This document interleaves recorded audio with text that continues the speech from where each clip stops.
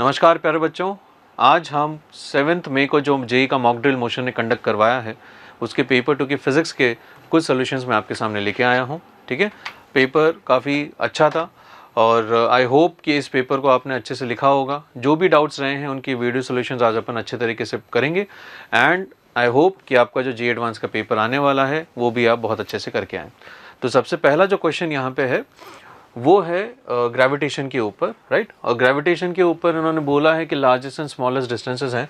तो बच्चों सबसे पहले ना अपन यहाँ पे एक इलिप्स बना लेते हैं। ठीक है, इलिप्स में जो फोकस है ये रहा फोकस। तो फोकस में जो नियरेस्ट डिस्टेंस है इसको मैं अगर आर मिनिमम बोल दूँ, जिसको इन्होंने आर मिनिमम कैपिटल आर, तो आर मिनिमम बोल देते हैं और इस वाला डिस्टेंस को हम आर मैक्सिमम बोल देते हैं, राइट। अब इलिप्स की प्रॉपर्टीज़ में आप जानते हैं कि इस डिस्टेंस को मैं a1 + e लिख सकता हूँ, इस वाले को मैं a1 - e लिख सकता हूँ, राइट। तो मिनिमम मैक्सिमम का जब बाई 2 करेंगे तो आपको सेमी मेजर एक्सिस बड़ी आसानी से दिख जाएगा, क्योंकि ये होता है a1 - e + a1 + e। ठीक है, मैक्सिमम और मिनिमम डिवाइडेड बाई 2, राइट। तो पहला जो ऑप्शन है ये ट्रू है, पर क्वेश्चन ने पूछा है इनकरेक्ट ऑप्शंस, तो पहला वाला तो ट्रू है भाई। ठीक, सेकेंड वाले की बात करें कि R max into R minimum, तो एक बार इनको मल्टीप्लाई करके देखते हैं। मल्टीप्लाई करेंगे तो हमें मिल जाएगा a² 1 - e² का स्क्वायर रूट। अब ये तो पता ही है आपको कि तो टेक्स्ट बुक डेफिनेशन होती है स्मॉल b की, तो मैथ्स आप पढ़ ही चुके हो, तो ऑप्शन बी भी जो है वो परफेक्टली ऑल राइट है, राइट, ट्रू है। पार्ट सी में देखिए वी मैक्स और वी मिन। तो वी मैक्स का फॉर्मूला अगर आपको यहाँ पे याद नहीं है तो मैं याद करने की एक ट्रिक आपको बता देता हूँ, राइट।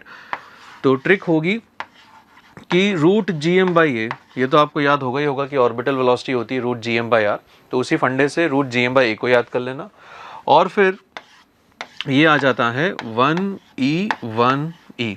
ठीक है, अब इसमें प्लस माइनस कैसे लगाना है कि अगर मैक्सिमम वेलोसिटी है तो ऑब्वियसली ये वाला प्लस होगा, ये माइनस होगा, और अगर इसी को हम यहाँ पे मिनिमम वेलोसिटी बनाते, इसी को हम यहाँ पे मिनिमम वेलोसिटी बनाते बच्चों, तो ये माइनस हो जाता और ये क्या हो जाता, प्लस हो जाता।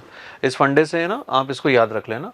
तो क्योंकि इस क्वेश्चन में अदरवाइज आपको डिराइव करने में अलग से 5 मिनट चले जाएंगे, अगर ये रिजल्ट याद रहे और एकदम लॉजिकल तरीके से मैंने बताया है ताकि आगे से आप भूलो भी ना इस चीज़ को। ठीक है, तो इनको जब आप मल्टीप्लाई करेंगे वी मैक्स इंटू वी मिन अगर किया जाए, तो वी मैक्स इंटू वी मिन अगर हम करेंगे तो gm/a, ठीक है, ये तो हमें अलग से इसका स्क्वायर रूट भी करना है, राइट।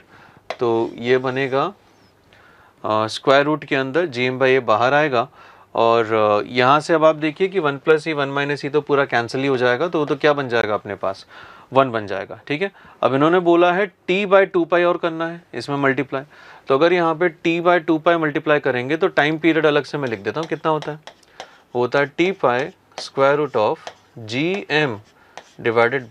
a³ सॉरी a³/gm होता है, तो a³/gm।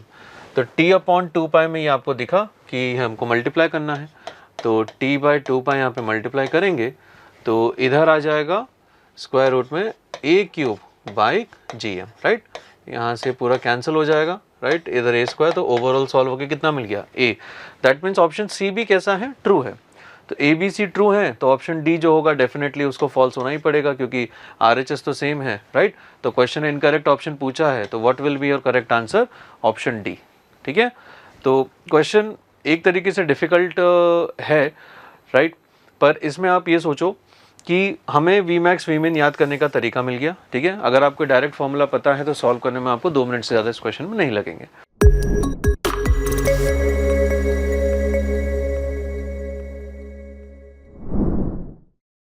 नेक्स्ट क्वेश्चन जो है वो KTG थर्मोडायनेमिक्स से लिया गया है।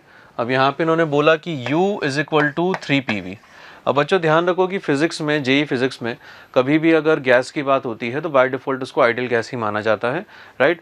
तो जो PV है उसको मैं सीधा सीधा nRT बना दूंगा और U को हम NFRT/2 से देखते हैं। ठीक है, NFRT/2 से देखते हैं, तो जब मैं इनको कंपेयर करूंगा तो डिग्री ऑफ फ्रीडम अपना कितना आ जाएगा बच्चों, 6 आ जाएगा। और ध्यान दो इस क्वेश्चन में भी उन्होंने फॉल्स पूछा है फॉर द गैस, कि फॉल्स स्टेटमेंट कौन से होंगे। अब देखो F = 6 है, तो gas is not monoatomic gas, ये तो ऑब्वियस ही बात है क्योंकि उसका मैक्स टू मैक्स 3 होता है, तो इसका मतलब जो पहला स्टेटमेंट है बच्चों वो ट्रू है, राइट। अब इन्होंने बोला गैस कैन बी ट्राइएटॉमिक, हाँ ट्राइएटॉमिक गैस में डिग्री ऑफ फ्रीडम 6 दिया जा सकता है। डायटॉमिक की अगर हम बात करें तो डिग्री ऑफ फ्रीडम जो है डायटॉमिक के लिए अंडर यूजुअल कंडीशंस कितना निकल के आता है, 5 ही निकल के आता है।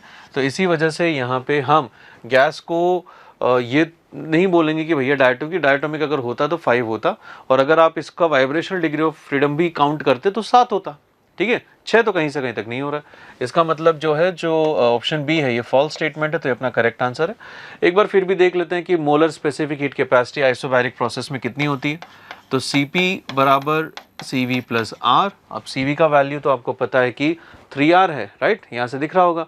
तो 3R प्लस R करेंगे तो 4R, मतलब D statement is also true, ठीक है। तो here the gas can not be diatomic, right.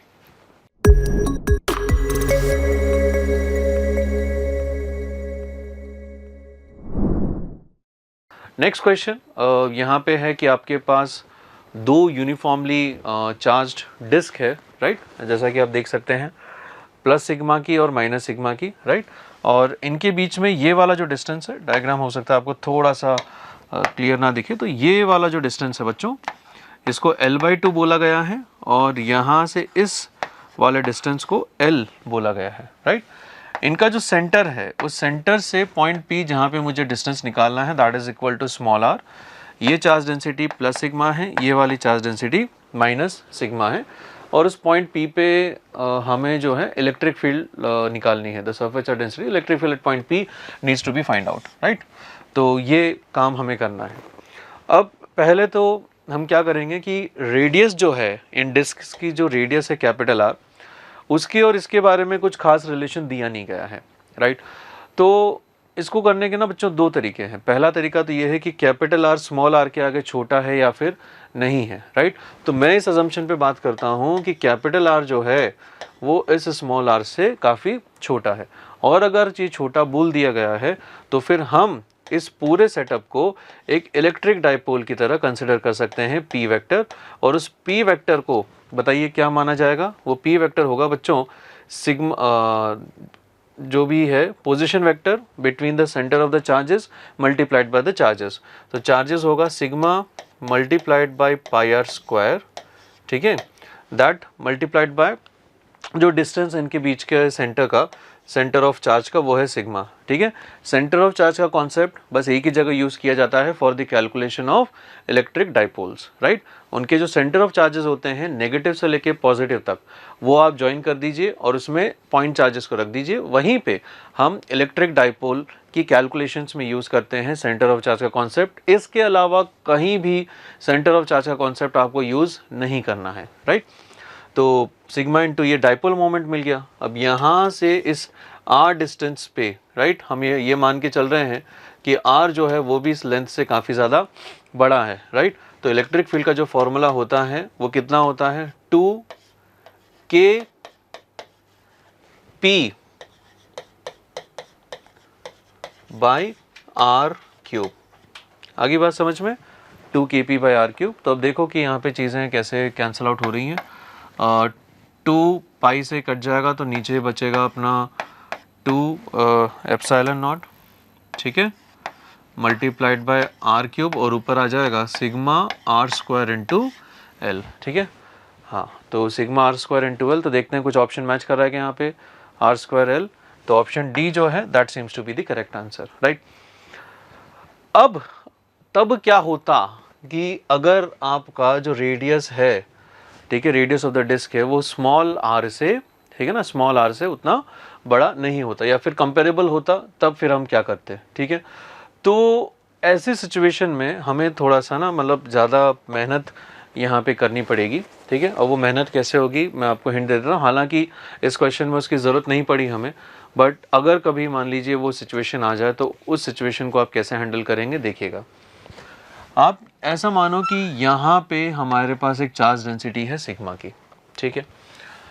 इधर से अगर मैं x डिस्टेंस पे चलूँ, ठीक है ना, अगर मैं बच्चों यहाँ पे x डिस्टेंस पे चलूँ, ये x डिस्टेंस पे जाके इस पॉइंट पे अगर मैं फील्ड निकालूँ, तो इस पॉइंट पे जो फील्ड आएगी, है ना, x डिस्टेंस पे जो फील्ड आएगी उसको मैं लिख सकता हूँ E is equal to sigma by two epsilon naught 1 minus cos theta.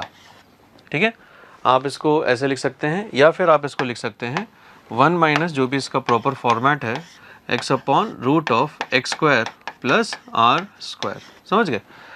अब क्या होगा, सुनना ध्यान से, कि ये तो मुझे इलेक्ट्रिक फील्ड E मिली है ना। अगर मैं यहाँ से बच्चों थोड़ा सा dx और चलता तो इस पॉइंट पे जो मुझे फील्ड मिलती, क्या वो E प्लस DE मिलती? समझ गए मेरी बात? तो अगर मैं यहाँ का इसका डिफरेंशियल ले लूँ DE, तो देखो सॉल्व होके कितना आएगा, सिग्मा बाय 2 एप्सिलॉन नॉट। 1 का डिफरेंशियल तो वैसे भी क्या हो जाएगा बच्चों, 0 हो जाएगा। अब इसका डिफरेंशियल लेते हैं, तो इसका जो डिफरेंशिएशन है, आइए देखते हो कितना आएगा। तो लगाइए division rule, x square plus r square, ठीक है, माइनस में x will come as it is, और ये अपना बन जाएगा 2x square plus r square multiplied by 2x। ठीक है, the whole thing divided by, और नीचे आ जाएगा आपके पास x square plus r square. ठीक है, तो ये जो छोटा सा चेंज मिला हमें सिग्मा बाय 2 एप्सिलॉन नॉट का, तो ये कितना मिलेगा, इसको आप इधर ले आइए, तो ये बन जाएगा x square plus r square. ठीक है, तो x square plus r square minus 2x, अच्छा 2 तो कैंसिल आउट हो ही रहा है, तो अगर 2 कैंसिल आउट होगा, ठीक है, तो x square plus r square minus x square upon x square plus r square की पावर 3/2, राइट। ठीक है, और एक माइनस जो बाहर लग रहा था उसको बाहर ले लीजिए, तो ये बन जाएगा आपके पास minus sigma r square by 2 epsilon not x square plus r square की पावर 3/2। ठीक है, तो ये हमें इलेक्ट्रिक फील्ड मिलकर D एक डिफरेंशियल और dx यहाँ पे मल्टीप्लाई हो जाएगा, ये लो बच्चों।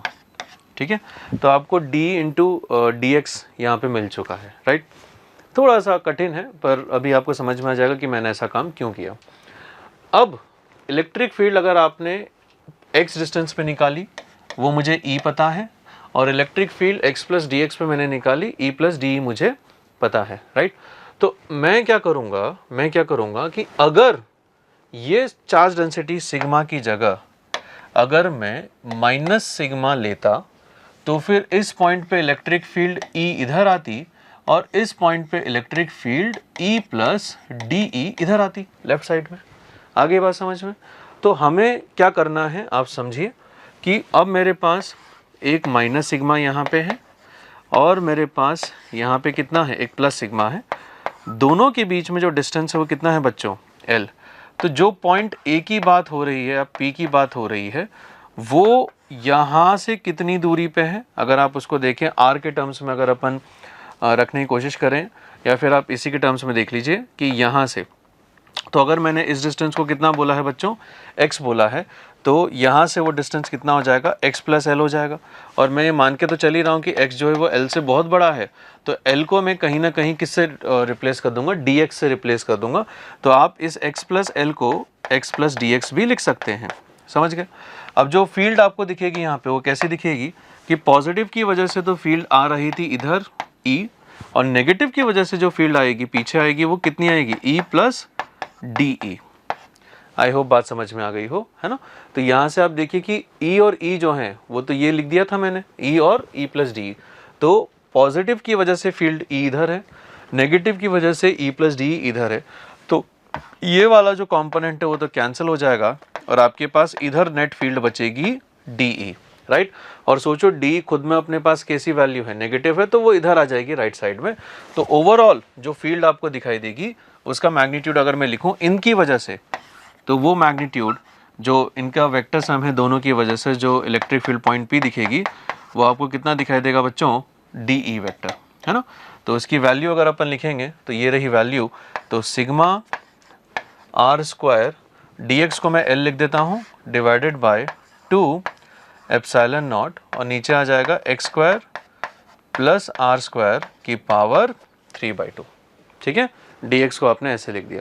अब आप सोचो कि अब अगर मैं रेडियस, ठीक है, और जो x है, x को मैं अप्रॉक्सीमेटली स्मॉल r मान सकता हूँ, राइट। हालांकि यहाँ से वो काउंट होगा, पर आप मान सकते हैं क्योंकि इधर वाला जो L/2 डिस्टेंस वो काफ़ी कम है, तो जो x है, x की जगह मैं बच्चों यहाँ पे स्मॉल r लिख देता हूँ, ये रहा, ठीक है।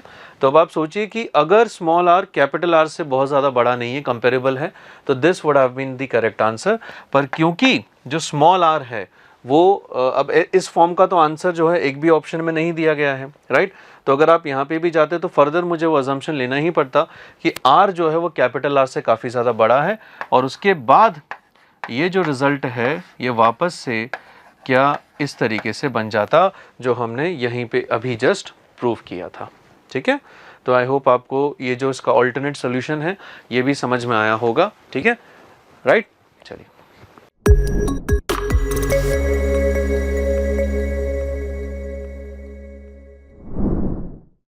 नेक्स्ट है बच्चों, इस क्वेश्चन में उन्होंने दो अलग अलग चैप्टर्स को क्लब किया है। एक तो है फोटो इलेक्ट्रिक इफेक्ट और दूसरा जो है वीन्स डिस्प्लेसमेंट लॉ, उसको उन्होंने यहाँ पे काउंट कर लिया। तो उन्होंने बोला है कि दो ब्लैक बॉडीज़ हैं ए एंड बी, दोनों ब्लैक हैं, सरफेस टेम्परेचर ए का ट्वाइस है दैट ऑफ बी। तो अगर मैं इसका टेम्परेचर T मानता हूँ तो इसका टेम्परेचर मैं 2T मान लेता हूँ। वीन्स डिस्प्लेसमेंट लॉ से अगर मैं इसको लैम्डा मान रहा हूँ तो ये ऑटोमेटिकली λ/2 हो जाएगा, ठीक है। तो ये हमने लैम्डा ए लैम्डा बी जो उन्होंने दे दिया मैक्सिमम स्पेक्ट्रल एमिसिव पावर की कॉरस्पॉन्डिंग। तो लैम्डा बी को मैंने लैम्डा माना है, तो लैम्डा ए जो है उसको मैंने λ/2 मान लिया। अब ये बोल रहे हैं कि when radiations of wavelengths is incident metallic surface, kinetic energy of the fastest photo electron is k1, ठीक है। तो इक्वेशन लिख लेते हैं कि k1 will be equal to hc/a की जो वेवलेंथ है वो है λ/2, राइट, माइनस वर्क फंक्शन कितना है फाई नॉट, और इसी के ऊपर सेम मेटेलिक सरफेस पे K2 होगा। अगर दूसरे वाले को फेंका गया तो K2 की वैल्यू कितनी आ जाएगी, hc/λ माइनस फाई नॉट, ठीक है। वर्क फंक्शन आपको निकालना है तो K1 K2 के टर्म्स में, तो अपने को पता है कि हमें hc/λ को एलिमिनेट करना है। तो hc/λ को एलिमिनेट करने का बहुत सारे तरीके हैं, आपको जैसा भी सही लगे। तो मैं यहाँ पे लिख देता हूँ कि hc/λ अगर K2 से देखूं तो कितना दिखाई देगा, K2 प्लस फाई नॉट दिखाई देगा, और K1 वाले से देखूं तो कितना दिखाई देगा, K1 plus phi naught half, right.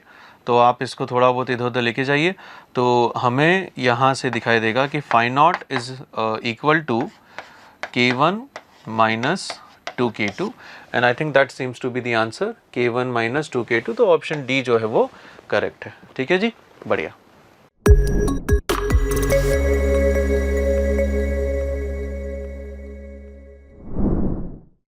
चलिए करते हैं एक और बहुत ही बेहतरीन सवाल की तरफ, राइट।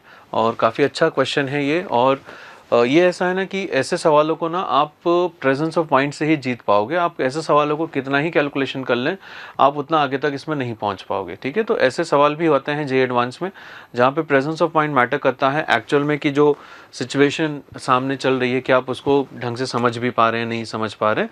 तो जो बच्चे इक्वेशंस के सहारे, फॉर्मूले के सहारे ऐसे क्वेश्चंस के पीछे जाएंगे उनसे एक हो सकता है एक क्वेश्चन ना बने, पर जो एक्चुअल में फिजिक्स को समझ रहे हैं कि सिचुएशन में चल क्या रहा है, क्या चीज़ें पॉसिबल हैं और क्या चीज़ें पॉसिबल नहीं हैं, वो बच्चे इस सवाल को बड़ी आसानी से सॉल्व कर पाएंगे। एंड इवन देखिएगा कि इस क्वेश्चन के अंदर ना कैलकुलेशन भी ना के बराबर ही है ना। तो आइए समझने की कोशिश करते हैं कि यहाँ पे चल क्या रहा है। देखिए सबसे पहले उन्होंने बोला कि दो वर्टिकल कंडक्टिंग सिलेंडर्स हैं, तो जो भी काम के वर्ड्स हैं उनको आइडेंटिफाई कर लेते हैं। कंडक्टिंग सिलेंडर्स का मतलब ये है कि बाहर जो भी टेम्परेचर सराउंडिंग का Ts रहेगा वही इन गैस का टेम्परेचर यहाँ पे रहने वाला है। बात समझ में आ गई आपको, ठीक।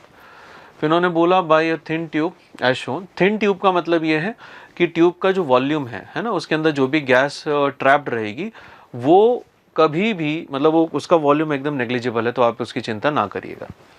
फिर ये बोल रहे हैं कि an ideal gas is trapped in the cylinder by two airtight pistons of mass 1 kg and 2 kg, ठीक।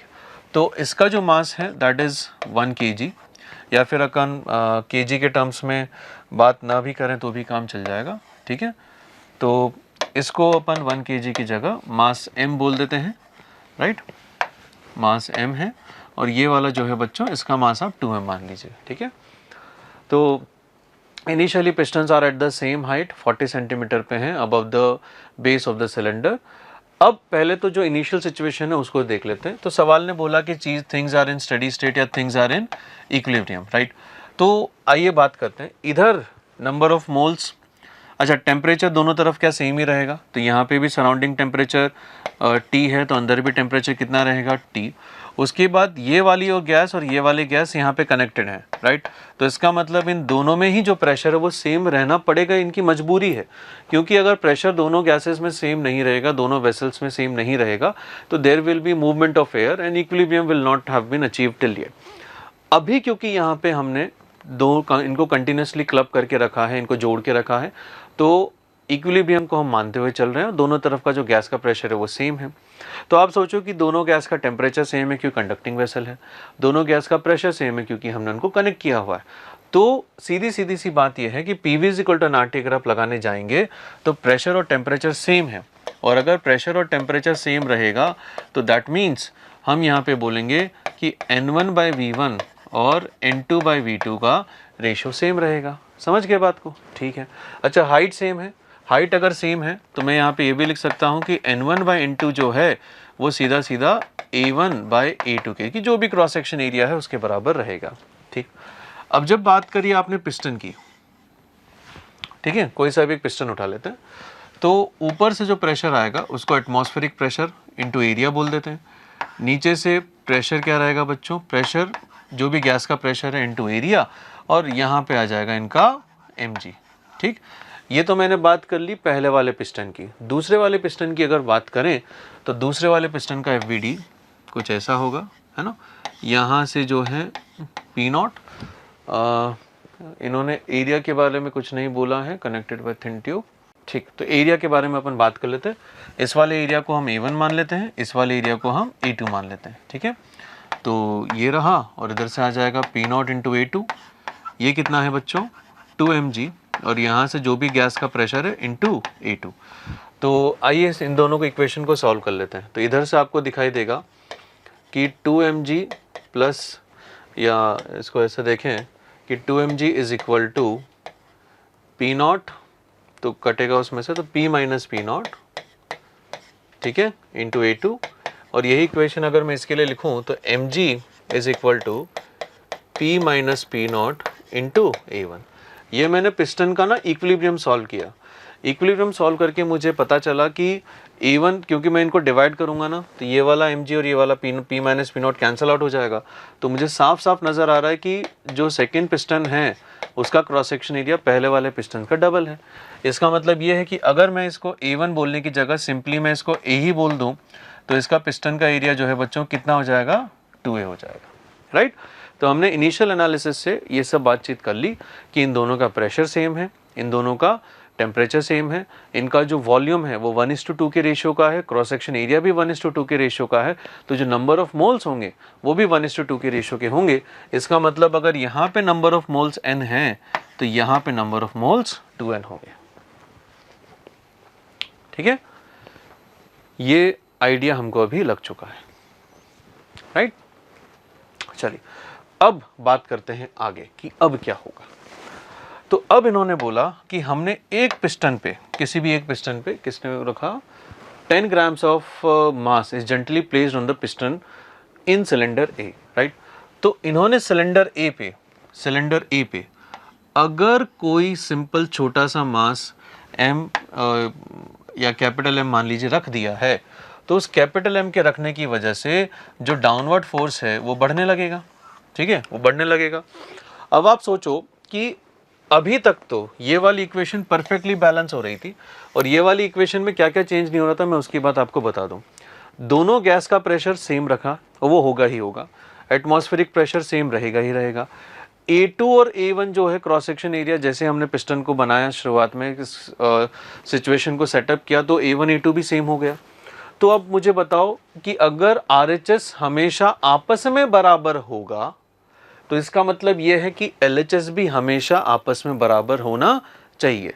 दैट मीन्स कि अगर मैंने यहाँ पे कैपिटल M मास रखा तो मैंने mg वाले में तो, इस वाले में तो मैंने LHS बढ़ा दिया, पर मैं सोच रहा हूँ कि इक्विलिब्रियम के लिए RHS नहीं बढ़ाया मैंने। ठीक है, तो आप सोचिए कि ये जो टर्म्स हैं ये हमेशा आपस में बराबर हैं, ठीक है ना, ये आपस में बराबर हैं। पर मैं क्या कर रहा हूं कि LHS वाले टर्म को मैंने बराबर नहीं किया। आगे बात समझ में, मैंने बराबर नहीं किया, राइट, ठीक है भाई। P माइनस पी नॉट जो है और A2 जो A1 इनका रेशियो है वो सेम रहने वाला है। तो ये वाला जो रेशियो ये हमेशा 2:2:1 का होगा, 2/1 का होगा। बट 2mg अपॉन इधर वाला LHS का जो रेशियो है वो अब चेंज हो गया और कितना हो गया, वो हो जाएगा mg प्लस m का। तो ये 2:1 का रेशियो नहीं रहा। जैसे ही ये पता चला इक्विलिब्रियम तो मुझे समझ में आ गई कभी भी अचीव नहीं होगा भाई, है ना। तो इसका मतलब ये है कि अब कुछ एक्स्ट्रा मुझे सोचना पड़ेगा, क्योंकि दोनों चैम्बर में गैस रहते हुए ये वाला जो है ये तो अचीवेबल है ही नहीं, राइट। इतने ये आपको सोचना पड़ेगा, एकदम लॉजिक के हिसाब से हमने इस चीज़ को डिराइव किया, ठीक। अब अगर ये नहीं किया जाए तो फिर क्या क्या पॉसिबिलिटीज़ हो सकती हैं। तब आप सोचो कि हमने मास किसका बढ़ाया, हमने इस वाले को बढ़ाया इसकी इक्वेशन को बिगाड़ने के लिए, राइट। तो मेरे पास दो ऑप्शन है, या तो मैं इस 2mg का मास बढ़ा दूं, ठीक है, और अगर मुझे ये काम नहीं करना है तो मुझे यहाँ पे इस एडिशनल mg के लिए मैं यहाँ से कुछ एक्स्ट्रा फोर्स ले लूँ ताकि वो इसको बैलेंस कर दे और बाकी सारा काम अपना हो जाए, ठीक है। या तो ये हो जाए, या फिर आखिरी ऑप्शन जो मुझे यहाँ पे समझ में आ रहा है वो ये है,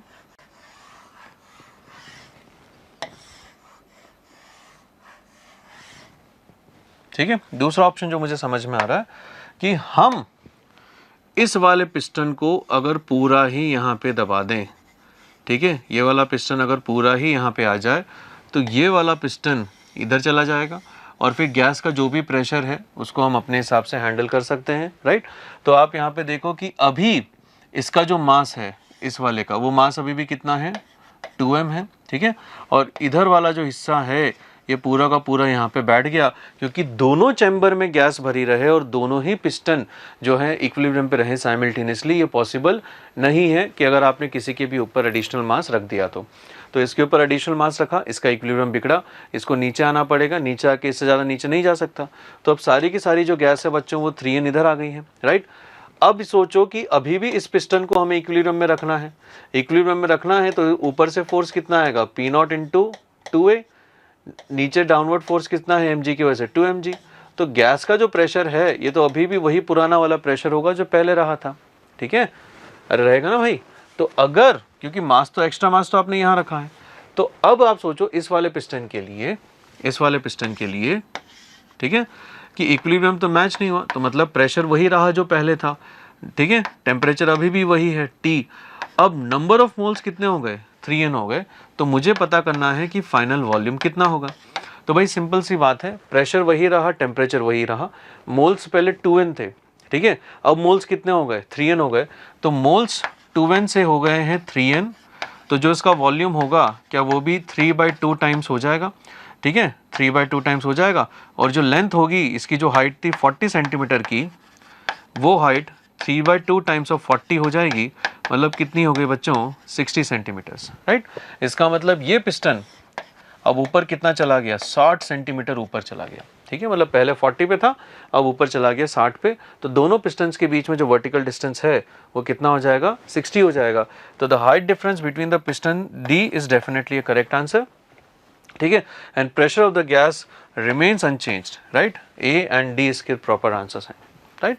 तो बहुत ही बढ़िया क्वेश्चन था, सोचने पे मजबूर किया। और जैसा कि मैंने बोला था कि इक्वेशंस उसमें इतनी ज़्यादा यूटिलाइज नहीं हुई है, ठीक है, बहुत सिंपल सी इक्वेशंस है। हाँ, डिड्यूसिंग पावर जो है, ये कॉन्फिडेंस एग्जाम में लेके आना कि ये पूरा नीचे बैठ जाएगा, ये एक बहुत बड़ी बात मैं मानता हूँ, जो बहुत मुझे लगता है कि बहुत कम बच्चे ऐसा कर पाए होंगे, ठीक है। चलिए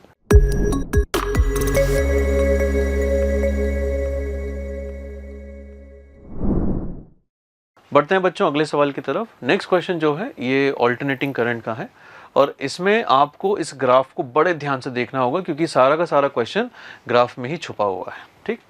इन्होंने बोला कि ग्राफ बता दिया है वोल्टेज, सोर्स वोल्टेज का और इंस्टेंटेनियस करंट का, ठीक है। तो सोर्स वोल्टेज का जो ग्राफ है वो ये वाला है, राइट, छोटा वाला, ये वाला जो ग्राफ है सोर्स वोल्टेज का है, और इसकी यूनिट्स उन्होंने मिली एम्पियर और वोल्ट्स में दे रखे हैं, ठीक है। सीरीज LCR सर्किट बोल दिया, which of the following statements are correct और नॉट, ऐसा कुछ अपने को निकालना है, ठीक है। चलो, तो करंट लैग्स द वोल्टेज, ये बात हो रही है। तो मैंने देखा कि करंट जब यहाँ पे था, ये करंट है, तो जो वोल्टेज है वो थोड़ा सा ऊपर उठ चुका था। सही बात है ना, वोल्टेज थोड़ा सा ऊपर उठ चुका था। तो मैं ये बोलूँ कि अगर करंट का t बराबर 0 पे अगर फेज निकाला जाए, तो फेज ऑफ करंट जो है, करंट का जो फेज है वो आपको 0 डिग्री अगर मैं मान के चलूँ, करंट का फेज अगर 0 डिग्री में मान के चलूँ, तो आप देखिए कि जो सोर्स वोल्टेज का फेज है वो थोड़ा सा ज़्यादा मुझे नज़र आ रहा है ना, वो मुझे ज़्यादा नज़र आ रहा है। और मैं वो वैल्यू निकाल भी सकता हूँ। कैसे भाई, वोल्टेज की जो मैक्सिमम वैल्यू है वो 200 वोल्ट है, यहाँ पे दिख रही है, और टी पर उन्होंने 100 वोल्ट दिखा रखा है। ठीक है, इसका मतलब ये है कि टी बराबर मैक्सिमम 200 है, इधर 100 है, राइट।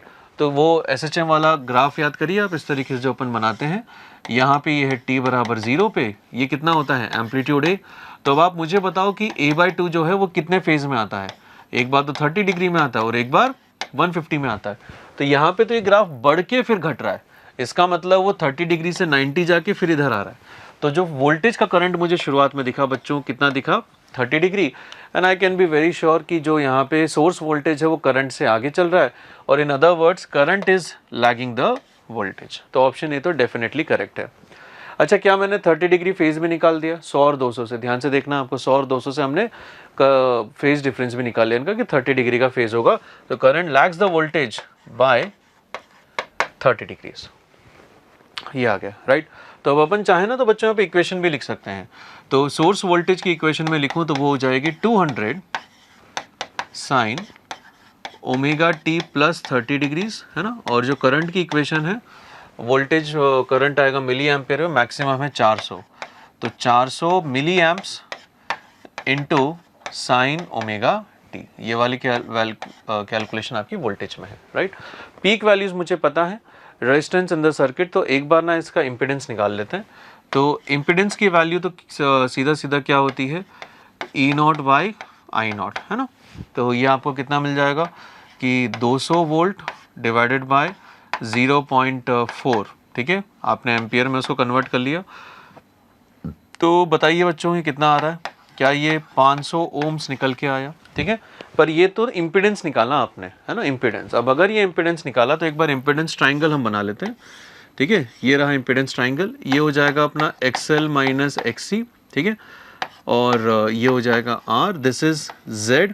ये जो है डिफरेंस वो 30 डिग्री का दिख रहा है, तो R की वैल्यू Z cos 30, है ना। तो R is equal to Z cos 30, तो ये तो हो गया 500 इंटू √3/2, तो 250 √3 ओम्स जो है, ये भी एकदम डेफिनेटली करेक्ट आंसर आपको लग रहा है ना। अब इन्होंने बोला average power dissipation in the circuit is 40 √3 watts. अब एवरेज पावर का तो सीधा सीधा फॉर्मूला क्या है कि ERMS IRMS, है ना, multiplied by into cos phi, ये एवरेज पावर डिसिपेशन है। तो ERMS को अपन लिखेंगे 200 बाई √2, IRMS को हम लिखेंगे 0.4 डिवाइडेड बाय √2, और cos phi हो जाएगा बच्चों √3/2। तो कैलकुलेशंस अगर की जाए तो क्या होगा कि एक 0 से तो ये हटा दीजिएगा, ठीक है, और √2 से ये हट जाएगा, तो 20 √3 आंसर आना चाहिए था, पर उन्होंने 40 √3 दिया है। इसका मतलब सी वाला ऑप्शन गलत है, ठीक है। ऑल अबव द ऑप्शन, अब देखो सी ही गलत है तो डी वाला तो डेफिनेटली गलत हो गया, तो इसमें आपको ए एंड बी आना चाहिए, ठीक। ग्राफ, इसमें पूरा क्वेश्चन जो है ग्राफ बेस्ड था, तो मुझे लगता है कि आपको भी ग्राफ देखने की, अच्छे से ग्राफ देखने की आदत लग जानी चाहिए, ठीक है।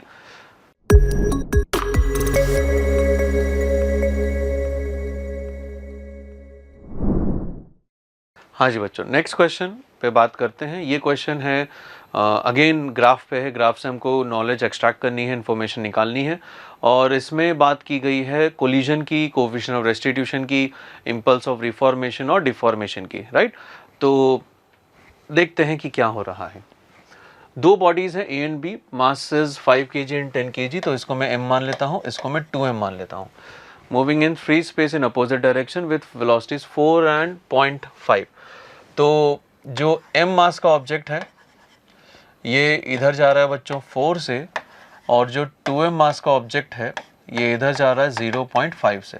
पहले तो मैं नेट मोमेंटम की अगर बात करूं तो इसका मोमेंटम 4 है, इसका मोमेंटम 1 है ना, मतलब 4 इंटू एम और एम, तो ये वाला मोमेंटम जीतेगा और centre of after the collision जो है वेलोसिटी सेंटर ऑफ मास की इधर ही रहेगी। इन्होंने बोला हेड ऑन कोलिजन हुआ और the force F of the mutual interaction varies with time T, तो इनका जो इम्पल्स ऑफ रिफॉर्मेशन डिफॉर्मेशन का जो काम है वो इन्होंने यहाँ पे दे दिया। तो उन्होंने बोला है कि इतना जो हिस्सा है ये वाला हिस्सा बच्चों, ये वाला हिस्सा जा रहा है डिफॉर्मेशन के अंदर, ठीक है, और ये वाला जो हिस्सा जा रहा है ये वाला जा रहा है बच्चों रिफॉर्मेशन के अंदर, ठीक है। 150 न्यूटन का टोटल काम यहाँ पे हो गया। कोफिशिएंट ऑफ रेस्टिट्यूशन वगैरह सब हमको निकालना है, पीरियड ऑफ डिफॉर्मेशन भी हमको निकालना है, मतलब कि ये वाला जो टाइम इंटरवल है यहाँ से लेके यहाँ तक वो कितना है, वो सारी कैलकुलेशंस आपको करनी है, ठीक है। तो अब ये देखते हैं कि टोटल इम्पल्स कितना है, जो एरिया अंडर द ग्राफ है। नेट इम्पल्स की अगर मैं बात करूं, ठीक है, तो नेट इम्पल्स ये मुझे कैसे मिलेगा, टोटल इम्पल्स मिलेगा इंटीग्रल एफ डी टी से, समझ गए बच्चों। तो इंटीग्रल एफ डी टी से इम्पल्स अगर निकालेंगे तो पूरे का एरिया आपको लेना है, तो ये बन जाएगा हाफ 150 मल्टीप्लाइड बाय बेस है 0.3, ठीक है।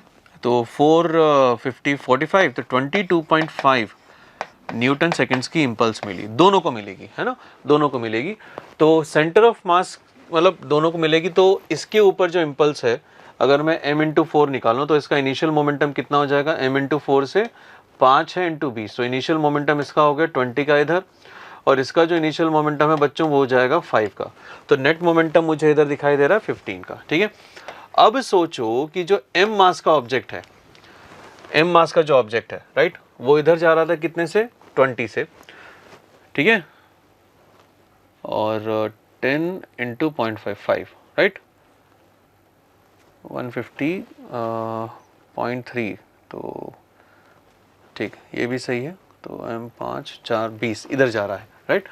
अब ये बताओ कि अगर ये इधर जा रहा होगा, यहाँ पे 20 का लेके आया, तो इस पे जो इम्पल्स लगी वो कहाँ से लगी, इस पे इम्पल्स लगी है इस डायरेक्शन में, और वो इम्पल्स कितने की लगी, 22.5 की, तो 20 का मोमेंटम लेके आया, 22.5 का थपेड़ा उसको पड़ा, तो ये इधर जाएगा कितने से, 2.5 न्यूटन पर सेकंड से जाएगा। और अगर आप इसकी वेलोसिटी निकालेंगे ना, तो u1 तो 4 थी इधर, तो जो v1 वेलोसिटी इसकी निकल के आएगी वो आएगी 2.5 डिवाइडेड बाय 5 kg, तो 0.5 metre per second in the left direction, समझ गए। सिमिलरली 22.5 का जो थपेड़ा है वो इसको इधर पड़ेगा, तो ये 22.5 से इधर, अब इसका इनकमिंग मोमेंटम था बच्चों 5 का, इसको इधर धक्का लगा कितने का, 22.5 का, तो जो ये वाला मास है 2m, इसका इधर जो नेट मोमेंटम आएगा वो कितना आएगा, 17.5 का आ जाएगा। अरे हाँ है ना भाई, 22.5 इधर था और इनिशियल 5 इधर था इसका, ठीक है, तो 17.5, और इसकी जो इधर वेलोसिटी हम निकालेंगे 17.5 से, तो v2 वेलोसिटी इसकी निकल के आएगी 17.5 डिवाइडेड बाय 10, तो 1.75 मीटर पर सेकेंड, ठीक है। तो body B will move with the velocity in the reverse direction, ये D पार्ट तो हमने ट्रू करवा लिया। Body A will move with velocity 0.5 in the original direction, original direction में नहीं है, इसका भी डायरेक्शन चेंज हुआ है, तो ऑप्शन C गलत है। और इसमें गलती क्या है कि ये ओरिजिनल डायरेक्शन की जगह रिवर्स आता तो ऑप्शन C भी सही हो जाता, ठीक है, ये बात हो गई। अब और देखिए और क्या क्या निकाल सकते हैं यहाँ पे। अब बात करते हैं सेंटर ऑफ मास की वेलोसिटी की, है ना। तो सेंटर ऑफ मास की वेलोसिटी क्या होगी, सेंटर ऑफ मास की वेलोसिटी हम निकालेंगे, टोटल मोमेंटम जो था इधर 20 का इधर 5 का, तो 15 है डिवाइडेड बाय टोटल मास भी 15 है, तो 1 मीटर पर सेकंड का मुझे टोटल मोमेंटम मिला, जो कि सेंटर ऑफ मास का है, मतलब वेलोसिटी है, इधर ही जाएगी। और आपको पता होगा कि जब दो पार्टिकल टकराते हैं तो मैक्सिमम डिफॉर्मेशन पे दोनों पार्टिकल साथ साथ चलने लगते हैं, दोनों की वेलोसिटी सेम हो जाती है। जैसे ही दोनों की वेलोसिटी सेम हुई उसके बाद फिर क्या होता है, फोर्स तो अभी भी लगी रहा है, तो पीछे वाले की वेलोसिटी और घटेगी, आगे वाले की वेलोसिटी और बढ़ेगी, और वहाँ से इनके बीच में सेपरेशन आना शुरू होगा, और उसी को रिफॉर्मेशन बोला जाता है। तो डिफॉर्मेशन और रिफॉर्मेशन में जब मैक्सिमम फोर्स इन्वॉल्व हो जाए तो उस पॉइंट ऑफ टाइम पे, इस वाले पॉइंट ऑफ टाइम पे जो दोनों पार्टिकल्स हैं उन दोनों पार्टिकल्स की वेलोसिटी सेंटर ऑफ मास के बराबर हो जाती है, ठीक है। तो मैं अभी जो सिचुएशन सॉल्व करी मैंने यहाँ से लेके यहाँ तक, ये तो था just before collision and just after collision. अब मैं आपको जो सिचुएशन बताऊंगा वो सिचुएशन हम सॉल्व करेंगे, कहाँ से कहाँ तक, just before collision to centre of mass की वेलोसिटी अचीव हो जाए, या फिर ऐसा हो जाए just before collision to maximum deformation. ठीक है, तो अब जब मैक्सिमम डिफॉर्मेशन होगा तो ये जो दोनों मास हैं m और 2m का, ये दोनों साथ में चल रहे होंगे और सेंटर ऑफ मास की वेलोसिटी चल रहे होंगे, तो 1 मीटर पर सेकेंड से, राइट। तो वापस जो इनिशियल सिचुएशन है, जो मास m है उसका इनिशियल मोमेंटम कितना था बच्चों, 20 था। 2m वाले का इनिशियल मोमेंटम कितना था, 5 था। ठीक है, अब दोनों का मोमेंटम कितना हो गया, m/1 और 2m/1 उस तरफ। तो मैं बात कर रहा हूं इस वाले टाइम से इस t0 टाइम तक की ही में मुझे बात करनी है। तो बताओ कि कितना इम्पल्स लगा होगा स्मॉल m को। ठीक है, कितना इम्पल्स लगा होगा स्मॉल m को। तो इसका जाने वाला इम्पल्स 20, मोमेंटम 20 था, और अभी इसका जो जाने वाला मोमेंटम है, मास इसका 5 kg है, तो 5 है, मतलब इसने 15 की इम्पल्स खाई है। 15 की इम्पल्स खाने का मतलब यहाँ तक का जो एरिया है वो किसके बराबर हो जाना चाहिए, 15 के बराबर हो जाना चाहिए। तो आइए एरिया निकालते हैं। तो 15 is equal to half height into base. ठीक है, जब आप इसको सॉल्व करेंगे तो t0 की वैल्यू मुझे 0.2 सेकेंड्स आती हुई नज़र आ रही है। तो 0.2 सेकेंड, जी हाँ, ऑप्शन ए भी जो है वो करेक्ट है। समझ गए, राइट। आखिरी है कोएफिशिएंट ऑफ रेस्टिट्यूशन। इसको निकालने के तो खैर अब बहुत ज़्यादा तरीके आ ही गए हैं। तो एक तो है कि ये वाला एरिया अपन ये वाला एरिया है ना, उससे भी आंसर आ जाए क्योंकि t0 निकाल लिया, या फिर फाइनल वेलोसिटीज पता है तो वो लगा दो। तो ये आ जाएगा 1.75 माइनस ऑफ -0.5, ठीक है, डिवाइडेड बाय अप्रोच की जो वेलोसिटी थी वो थी 4 + 0.5। ठीक है, इसको सॉल्व कर लीजिएगा तो 2.25 अपन 4.5, तो 0.5 आता हुआ दिख रहा है। तो ऑप्शन बी जो है वो भी एब्सोल्युटली करेक्ट है। समझ गए बच्चों।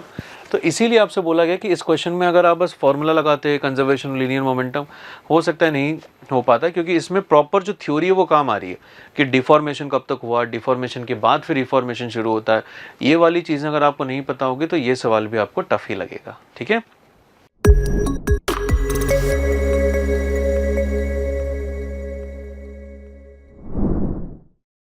नेक्स्ट क्वेश्चन जो है ये करंट इलेक्ट्रिसिटी का है, और क्वेश्चन थोड़ा सा लेंदी है क्योंकि इसमें ना ये मैथमेटिक्स ज़्यादा इन्वॉल्व है, तो आपको इसमें थोड़ी बहुत कैलकुलेशंस करनी पड़ेगी।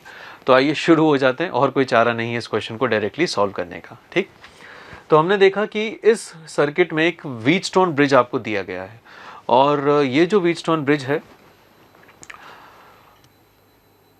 ये अनबैलेंस्ड व्हीटस्टोन ब्रिज है। ठीक है, वो तो आपको दिख ही रहा है, एंड पर उस अनबैलेंसिंग में भी एक सिमेट्री दिख रही होगी, ए सिमेट्री आपको गिवन है।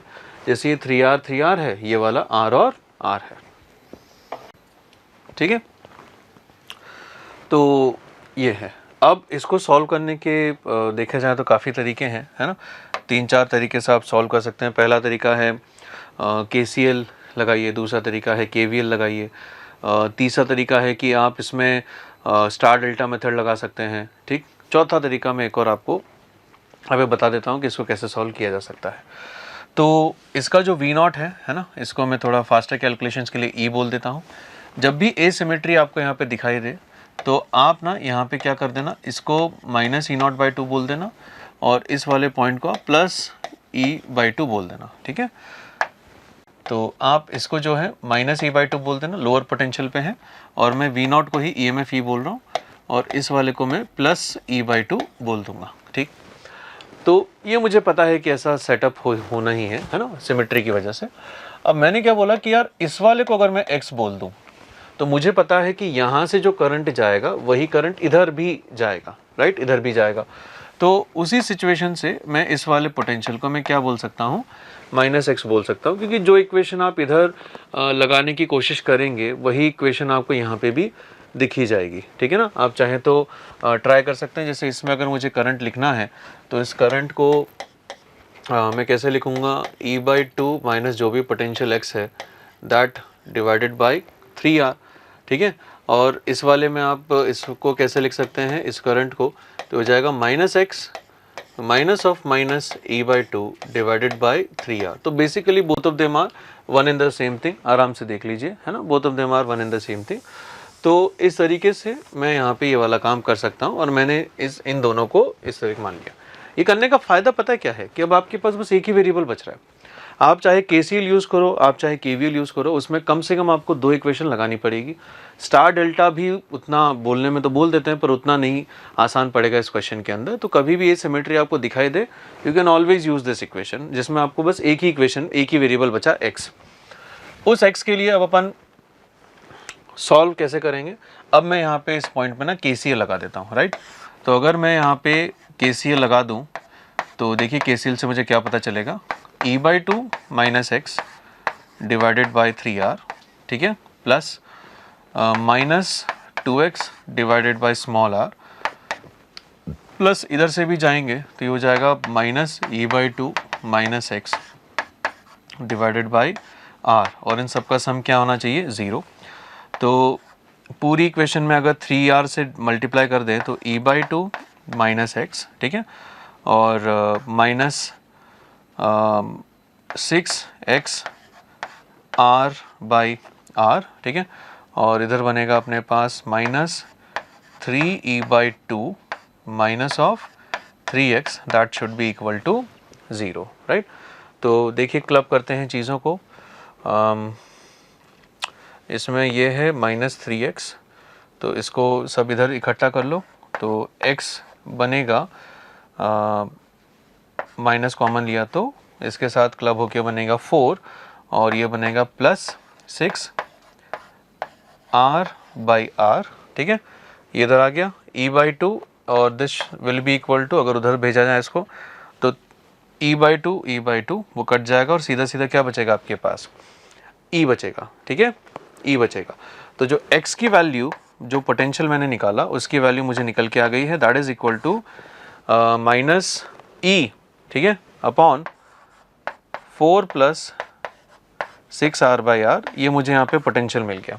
और जैसे ही x का पोटेंशियल मुझे मिल गया है, अच्छा मुझे कमेंट क्या करना है, मुझे तो इक्विवेलेंट सर्किट रेजिस्टेंस निकालना है। तो इक्विवेलेंट रेजिस्टेंस क्या होगा, ये होगा बेटा E अपॉन जो भी टोटल करंट जाएगा वो वाली वैल्यू, ठीक है।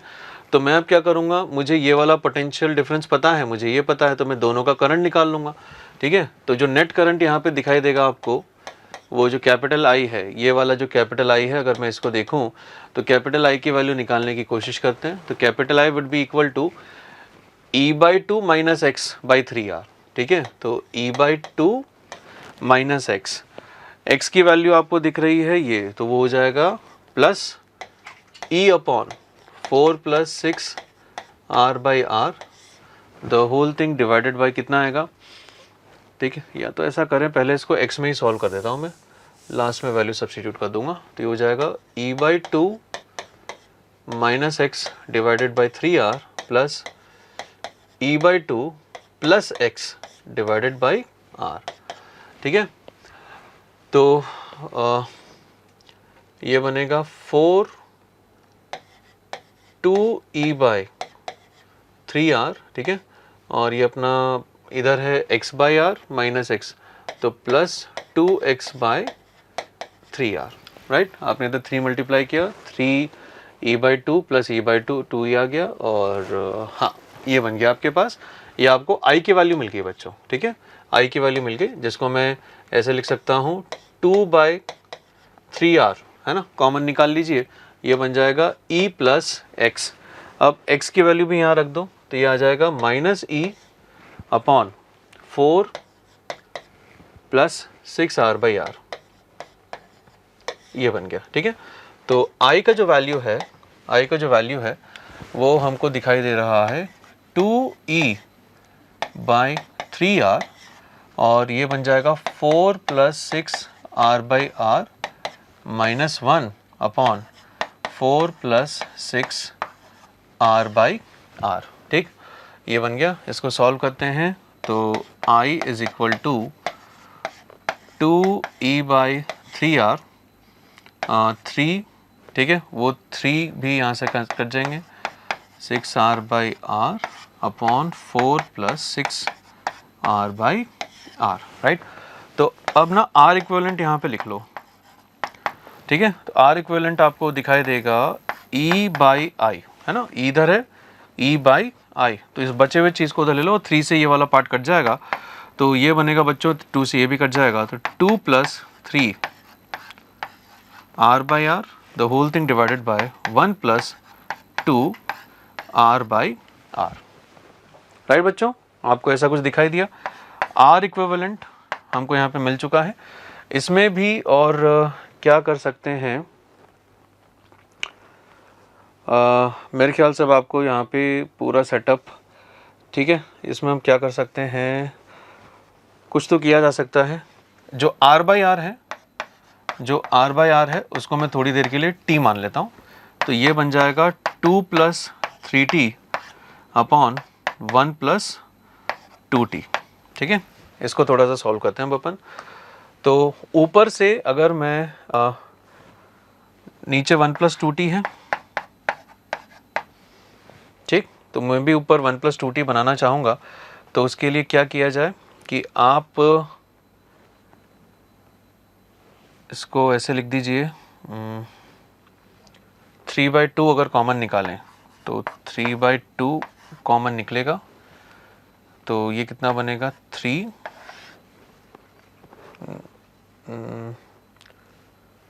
नहीं 2 + 2T, ठीक है, और ये बनेगा अपना 3 - 1, कुछ इस तरीके से बनेगा। तो इसको कुछ और तरीका है क्या, चलो कुछ और ट्राई करते हैं। ये वाला तो शायद हो ठीक है। हमारे पास बना 2 + आगे देख लो R इक्विवेलेंट, ठीक है, ये बना है 2 + 3T, 2 + 3T एंड 1 + 2T, ठीक है, इस तरीके से आ गया। अब क्वेश्चन ने क्या बोला है, क्वेश्चन ने बोला है कि what can be equivalent value of the circuit. तो मुझे उन टी की वो सारी वैल्यूज निकालनी है जिससे अपना आंसर इनमें से कुछ आ जाए। तो बेसिकली मुझे इसकी रेंज निकालनी पड़ेगी कि टी की वैल्यू जो है भाई, टी है अपना R बाई आर, है ना, और R अगर कांस्टेंट है तो टी का वैल्यू हम 0 से इन्फिनिटी में कुछ भी रख सकते हैं। तो एक बार अगर आप टी का वैल्यू 0 रख दें, राइट, अगर एक बार अपन टी का वैल्यू 0 रख दें तो एक कैपिटल आर, हाँ एक कैपिटल आर ये वाला भी आएगा हर जगह, ठीक है, ये कैपिटल आर एक यहाँ पे मल्टीप्लाइड है, उसको नहीं भूलने का, राइट। तो ये यहाँ पे मल्टीप्लाइड है, टी का वैल्यू अगर आप एक बार 0 रख दें तो R इक्विवेलेंट जो मुझे दिखाई देगा वो दिखाई दे रहा है 2R,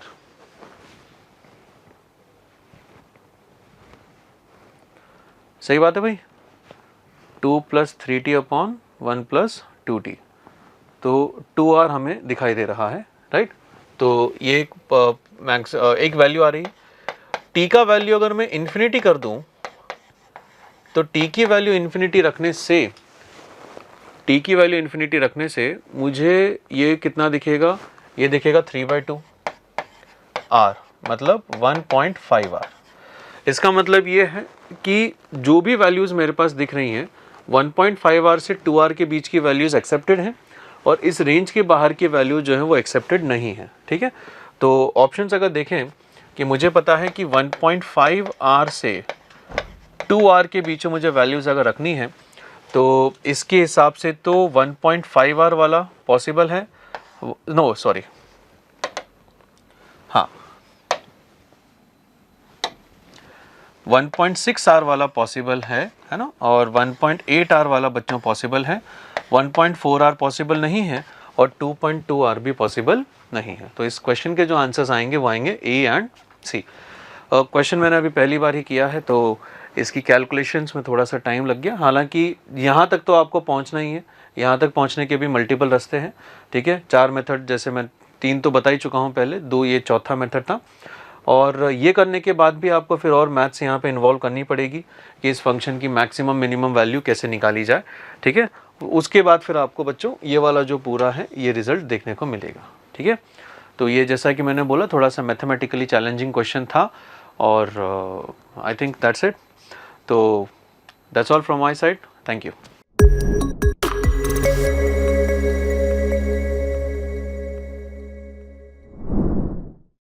हेलो स्टूडेंट्स, यहाँ पर हम एक क्वेश्चन देख सकते हैं.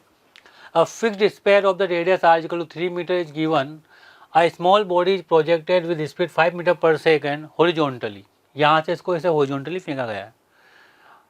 The direction from top point of the inner surface of the spare. ठीक है, it hits inner surface of the sphere as shown in diagram. में से कहीं पर हिट करता है. The speed of the body just before hitting the inner surface of the sphere is v metre per second. Fill the value of v square. Fill the value of v square. कहीं पर जाकर वो टकराती है उसके और हमें उसकी वैल्यू निकालनी है. ठीक है, यहाँ पर तो आप देख सकते हैं इसके अंदर थोड़ा सा मैं बड़ा डायग्राम बनाता हूँ. और ये रेडियस दे दी मेरे को उन्होंने 3 मीटर. यहाँ पर जो स्पीड है वो है 5 मीटर पर सेकेंड. डन. अब मुझे नहीं मालूम है कहाँ टकराया कहाँ टकराएगा. मैं एक जनरल मान लो ये यहाँ कहीं टकरा जाता है. अगर ये यहाँ टकराता तो let this distance is x. तो ये कितना हो जाएगा आपका? ये हो जाएगा आपका 3 मीटर. क्लियर है. और ये कितना हो जाएगा? मान लो t टाइम तक ये आगे चला तो ये हो जाएगा आपका 5 इंटू टी. ओके. तो अब आप देख सकते हैं यहाँ पर कि यहाँ पर एक ट्राइंगल बना हुआ है. इसके अंदर you will see 9 is equal to x square plus 25 t square by Pythagoras theorem. चलो अब मुझे एक्स की वैल्यू निकालनी पड़ेगी या टाइम की वैल्यू निकालनी पड़ेगी. दोनों में एक की निकालनी. पार्टिकल कितना गिरा यहाँ से यहाँ तक? 3 माइनस एक्स गिरा. कितना गिरा? 3 माइनस एक्स. तो कितना हो जाएगा बच्चों ये? 3 माइनस एक्स. तो वर्टिकल में गिरा है तो वर्टिकल में होता है टी बराबर अंडरवुड ऑफ 2h बाई जी. ये अपन सब जानते हैं. तो this will be equal to 2 into 3 minus x और नीचे कितना हो जाएगा मेरा? जी. ओके. थोड़ा सा इसको सोल्व करेंगे तो टी कितना हो जाएगा? Root 3 minus x upon 5. जी को 10 कर दो तो 2 से कट जाएगा 5 बार. इसका स्क्वायर करके ऊपर वाली इक्वेशन में लिखो 9 इज इक्वल टू कितना हो गया? X square plus 25 into 3 minus x upon 5. 5 से कितनी बार? 5 टाइम हो जाएगा. और जो सोल्व करते हैं तो you will get x square minus 5x plus 6 is equal to 0 हो जाएगा. डन है. अब इसको सोल्व करना है हमें. इसको सोल्व करना है हमें. तो यहाँ इसके दो कंपोनेंट हो जाएंगे. तो ये आएगा एक तो x माइनस x माइनस 3 और एक आएगा x minus 2 is equal to 0. तो यहाँ पर एक तो x की वैल्यू आएगी 2 आपके पास और एक x की वैल्यू आएगी 3. अब आप जानते हो 2 ही पॉसिबल है, 3 तो पॉसिबल नहीं है क्योंकि अगर x इज इक्वल टू 2 आया है 3 आया है तो पार्टिकल वहीं का वहीं रह जाएगा. ठीक है. तो पार्टिकल नीचे आया. इसका मतलब क्या हुआ? x की वैल्यू कितनी लेनी है हमें यहाँ पर? 2 लेनी. जैसे आप x की वैल्यू 2 लेते हो, x की वैल्यू कितनी ली आपने यहाँ पर? 2 ले ली. तो आपके पास यहाँ पर टाइम आ जाएगा. कितना आ जाएगा आपके पास यहाँ पर? टाइम आ जाएगा. टाइम कैसे निकालोगे आप? या फिर यहाँ से निकालो t से. तो टाइम कितना आ गया हमारे पास? टाइम आ गया अंडरवुड ऑफ 3 माइनस 2 बाई 5 यानी कि दिस विल बी रूट 5. ये टाइम आ गया. अब जब ये पार्टिकल गिरा तो इसके बाद दो स्पीड हो गई. एक तो वर्टिकल में हो गई डाउनवर्ड वी वाई और एक हो गई आपके पास ये यू ही रहेगी, सेम रहेगी. ठीक है. तो यू तो आपके पास कितना है? 5 मीटर पर सेकेंड. एंड आपके पास वी वाई कितना होगा? जी टी हो जाएगा ये. और जी टी जी कितना होगा? 10 हो गया. ये हो जाएगा 2 रूट 5. ये वी वाई आ गया आपके पास. ओके. तो नेट स्पीड कितनी हो जाएगी? वी स्क्वायर बराबर u square plus v y square. तो यू स्क्वायर 25 हो गए. वी वाई स्क्वायर कितना हो गया? 2 से 4 time.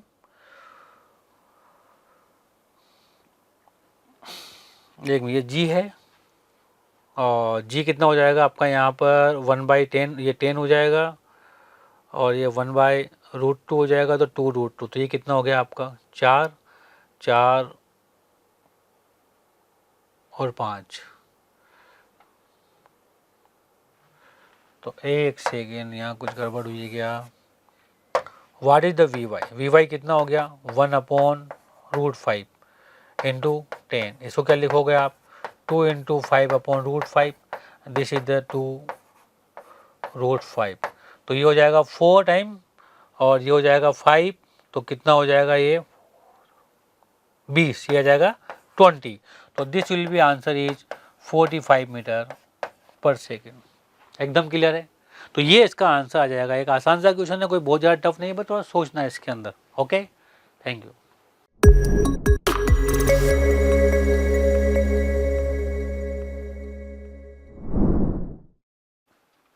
Hello students, there is a question. A small block is sliding on a frictionless inclined plane and that is moving upward vertically with a constant acceleration x. If this block while sliding remains at a level height, then value of 10x is। ठीक है, तो एक बढ़िया question है, यहाँ पर वो ध्यान से देना कि ये क्वेश्चन क्या कर रहा है, जो ये हाइट है ना रिमेन कांस्टेंट, ये कांस्टेंट है हॉरिजॉन्टल के साथ, मतलब ग्राउंड के साथ ये कभी ऊपर नहीं जाएगा। तो ये कैसे पॉसिबल है सर? ये ऐसे पॉसिबल है कि प्लेटफॉर्म के साथ साथ ब्लॉक ऊपर जाएगा लेकिन स्लाइड भी करेगा तो ये वहीं रहेगा। कैसे? जैसे मान लो ये पहली कंडीशन है कि ये कहाँ था, ये यहाँ था। अब मान लो तुम्हारा प्लेटफॉर्म बेटा यहाँ आ गया, तो ये जो ब्लॉक है ना, ये एम, ये पहले भी एच हाइट पे था और अभी भी कितनी हाइट पर है, एच हाइट पर ही रहेगा।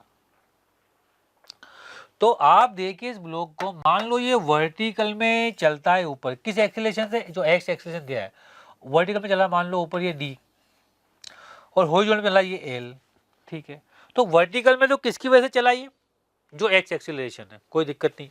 लेकिन हॉरिजॉन्टल में किसकी वजह से चलेगा, यहाँ पर आप देखो जो इधर जो एक्सेलरेशन आएगा वो आएगा इसका g plus a sine 30, g plus x, x है ना, थोड़ा लग जाएगा नीचे साइन 30। अब इसका एक और कंपोनेंट इधर आ जाएगा, वो इसको हॉरिजॉन्टल में लेकर जाएगा, because this is the net acceleration of this block along incline plane. तो इसका इधर भी आ जाएगा कंपोनेंट। तो आप ध्यान से देखना कि मैंने कुछ भी नहीं किया है, मैंने लिखा है tan 30 is equal to d upon l and the tan 30 is equal to what is d, d is equal to half x t square. अब व्हाट इज द एल, 1/2। अब जो एल लिखूंगा मैं उसको देखना आप, g plus a sine 30 cos 30 T square, ये आएगा।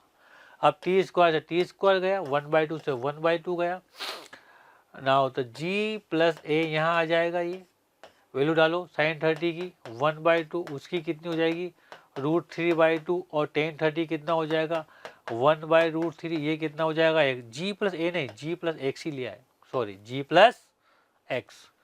तो √3 से √3 किया, ये कितना हो गया, x लेना है बच्चों, ये g प्लस एक्स, ये कितना हो गया 4x, तो ये कितना हो गया 3x बराबर g, देन x कितना हो गया g/3, यानी कि ये 10/3, यानी आंसर इज 3.3। उसने आंसर अपने को 10x में पूछा है, तो 10x बराबर 10 इंटू 3.3, यानी कि 33.3 विल बी द आंसर।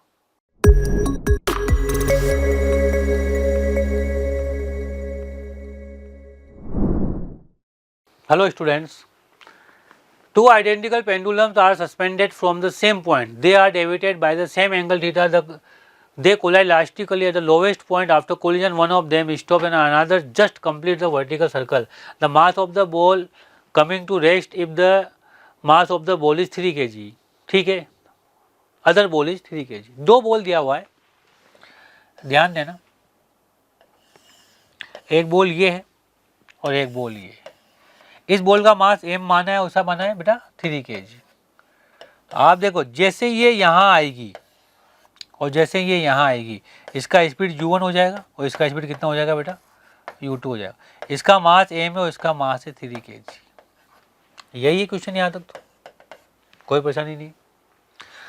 टकराने के बाद क्या होता है आफ्टर कोलिजन, ये जो m मास वाली बॉल है इसका स्पीड तो 0 हो जाएगा, लेकिन 3 kg जो मास वाली बॉल है इसका स्पीड कितना हो जाएगा बेटा, v2 हो जाएगा। और v2 की वैल्यू कितनी हो जाएगी, √5 GL। ये होना ही होना है, क्योंकि वर्टिकल सर्कुलर मोशन करना है उसे। क्या करना है उसको, वर्टिकल सर्कुलर मोशन। तो मैं यहाँ सबसे पहले एक काम करता हूँ, इलास्टिक कोलिजन है तो उसका फायदा उठाता हूँ मैं, इलास्टिक कोलिजन की लिखता हूँ मैं E इजिकल टू कितना आएगा, देखें E इजिकल टू कितना होता है, 1 होता है, v2 माइनस v1, तो v2 कितना हो गया आपका √5 GL अपॉन कितना हो जाएगा ये u1 माइनस u2, क्योंकि ये u1 है ये u2 है। तो your equation is u1 plus u2 बराबर कितना हो जाएगा ये √5 GL। This will be the answer. Okay, यहाँ तक क्लियर है। आप थोड़ा एनर्जी कंजर्वेशन निकालते हैं, u1 u2 को निकालते तो एनर्जी कंजर्वेशन u1 आप जानते हो, u1 कितना हो जाएगा आपके पास, u1 आ जाएगा आपके पास √2GL 1 माइनस कोस थीटा। ठीक है, ऐसे u2 भी सेम आएगा बच्चों, कितना हो जाएगा वो 2GL 1 माइनस कोस थीटा। ये आप अच्छे निकाल सकते हो पोटेंशियल एनर्जी यहाँ पर 0 मान के। तो अब ये u1 u2 बराबर है तो कितना हो जाएगा ये 2 into √2GL 1 minus cos theta is equal to हो जाएगा आपके पास √5 GL, मतलब √5 GL। थोड़ा इसका स्क्वायर करेंगे, सोल्व करेंगे तो यहाँ पर आपका GL से GL कट जाएगा, तो यहाँ से 1 माइनस कोस थीटा की वैल्यू आ जाएगी मेरे पास। कितनी आ जाएगी 1 माइनस कोस थीटा की वैल्यू, ऊपर तो 5 आ जाएगा, नीचे आ जाएगा 4, मल्टीप्लाई करेंगे 2 से तो ये 8 है। तो 1 माइनस कोस थीटा की वैल्यू मेरे पास यहाँ से आ गई, तो मैं कोस थीटा की वैल्यू भी यहाँ से निकाल सकता हूँ आराम से। ठीक है, अब इसके बाद में लगाता हूँ, मुझे मोमेंटम कंजर्वेशन लगा देता हूँ मैं अब तो, है ना। तो मोमेंटम कंजर्वेशन से मेरा आंसर आ जाएगा आराम से यहाँ पर, या फिर मैं एनर्जी कंजर्वेशन भी लगा सकता हूँ डायरेक्टली, क्योंकि इलास्टिक कोलिजन में तो कोई परेशानी नहीं है। अगर इलास्टिक कोलिजन मान तो कि ये तो पोटेंशियल एनर्जी हो गई यहाँ पर इन दोनों की, है ना। और जो काइनेटिक एनर्जी आएगी फाइनली वो ये इसकी आएगी 3 kg वाले की। तो अगर मैं इसे लिखता हूँ एनर्जी कंजर्वेशन से, तो मैं लिखूँ वहाँ पहले वाली जो बॉल थी उसकी potential energy mgl 1 minus cos theta, दूसरी वाली बॉल की आएगी कितनी 3GL 1 माइनस कोस थीटा, और ये बराबर होगा हाफ इंटू 3 इंटू √5 GL का स्क्वायर हो जाएगा, तो कितना हो जाएगा 5 GL। ठीक है, अब 1 माइनस कोस थीटा की वैल्यू मैं निकाल चुका हूँ पहले, कितनी है हमारे पास 5/8, तो बस इसके मैं रख देता हूँ यहाँ पर। तो ये कितना हो जाएगा मेरे पास mgl 5/8 plus 3GL 5/8 equal to कितना हो जाएगा ये 15/2 GL। GL कट जाएगा, ये GL कट जाएगा बच्चों, ये GL कट जाएगा, तो आप देख सकते हैं ये हो गया 5m/8 इज इक्वल टू कितना हो जाएगा 15/2 माइनस ये हो जाएगा 15/8। थोड़ा सोल्व करेंगे तो ये 8 आ जाएगा, ये कितना हो जाएगा 4 टाइम ये 60 माइनस हो जाएगा आपका कितना ये 15 हो जाएगा, दिस विल बी 45/8। तो 5m/8 इज इक्वल टू कितना आ जाएगा मेरे पास 45/8, तो 8 से 8 कट जाएगा, 5 से 9 बार, तो m मास कितना हो जाएगा बेटा आपका 9 kg। इतना मास उसका होना चाहिए। तो it is the question is based on conservation of energy and conservation of the momentum. और इलास्टिक कोलिजन है तो एनर्जी कंजर्वेशन इजीली हो जाएगी। ठीक है, थैंक यू।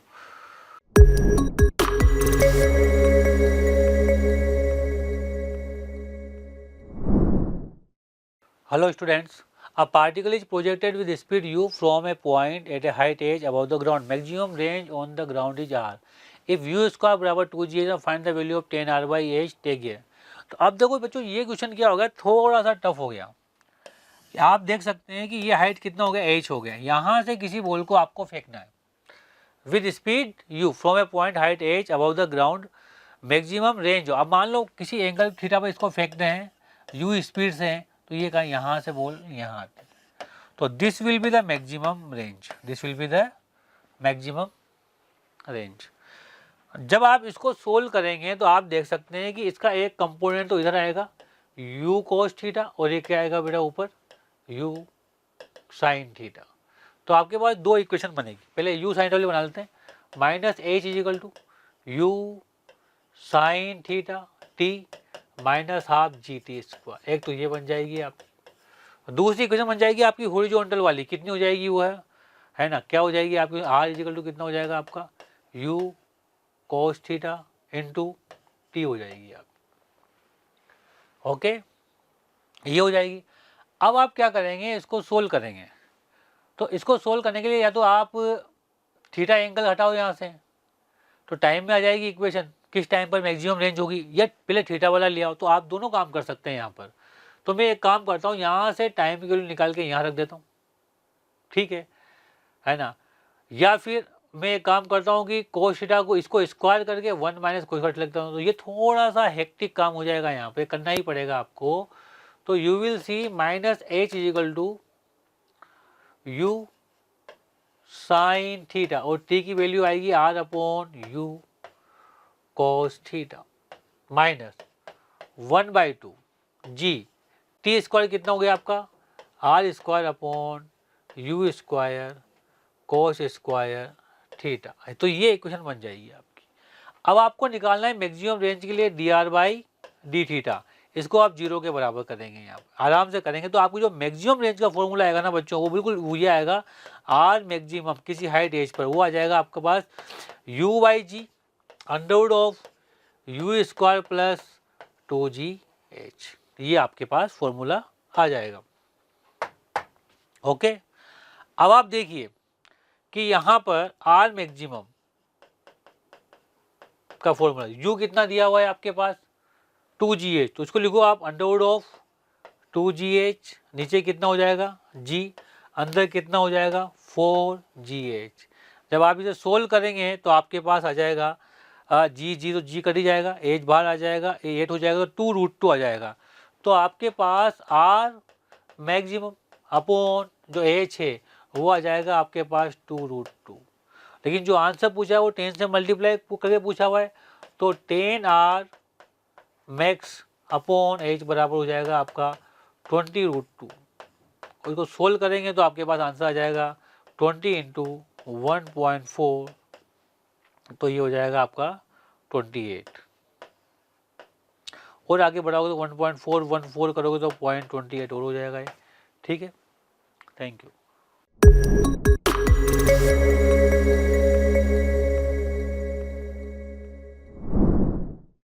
हेलो स्टूडेंट्स, यहाँ पर एक क्वेश्चन दिया हुआ है। The diagram shows a circuit having a coil दिया हुआ है, रजिस्टेंस आर दिया हुआ है 2.5 ohm and the inductance L दिया हुआ है, connected conducting rod P Q, एक कनेक्टिंग रोड दिया हुआ है P Q which can slide on a perfectly conducting circular ring of the radius 10 centimetre with its centre at P. ये आराम से घूम सकती है, इसके ऊपर एक कंडक्टिंग रोड है, ये घूमेगी। इसमें आप जानते हो जैसे ये मैग्नेटिक फील्ड में घूमेगी तो इसके अंदर एक ईएमएफ जनरेट होगा, कितना होगा। Assume that friction and the gravity are absent and the constant uniform magnetic field of the 5 Tesla is exists on the figure.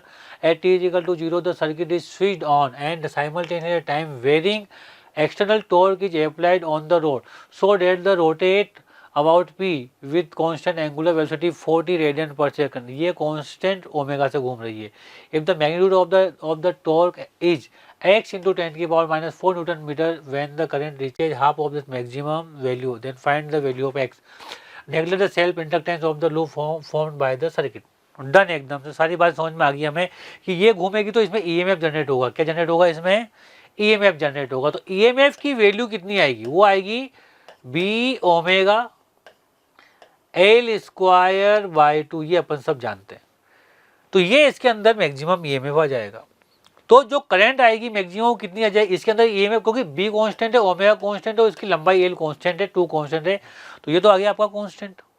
तो इसके अंदर जो मैक्सिमम करंट आएगी आई नॉट, वो कितनी हो जाएगी आपकी ई बाई आर। ओके, रजिस्टेंस ही काम आएगा, ये तो काम आएगा नहीं। तो ये कितना हो गया आपका b omega l square by 2। लेकिन वो कहाँ पूछ रहा है? इस करंट में पूछ रहा है जब करंट आई नॉट बाई 2 आ जाएगी तो उस समय टॉर्क कितना आएगा। तो ये हो जाएगी करंट आपकी b omega l square by, यहाँ आएगा, ये हो जाएगी 4R। यहाँ हमें बात करें तो ये करंट है आपकी, ठीक है।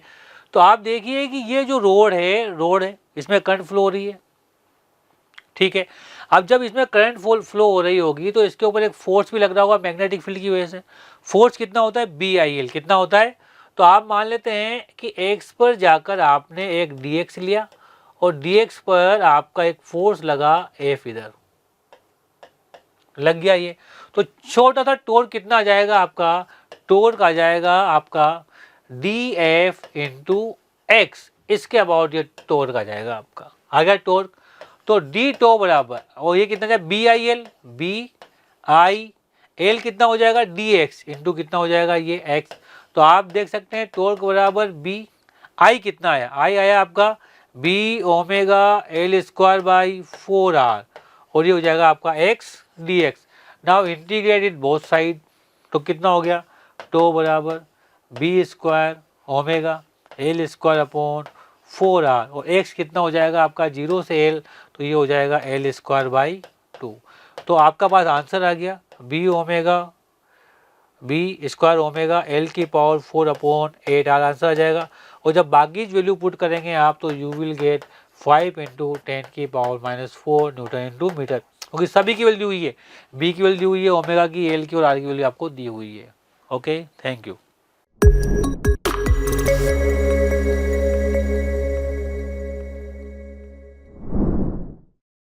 A ball of radius r equal 16 centimeter hits a cushion with a pure rolling motion and rebounds with a pure rolling motion। ठीक, अच्छा वापस रिबाउंड भी प्योर रोलिंग मोशन से हो रही है, फिर तो कुछ बचा ही नहीं कुछ, है ना। Find the height as of the cushion sent by assume that the force exerted by on the ball of by the cushion is horizontal as well.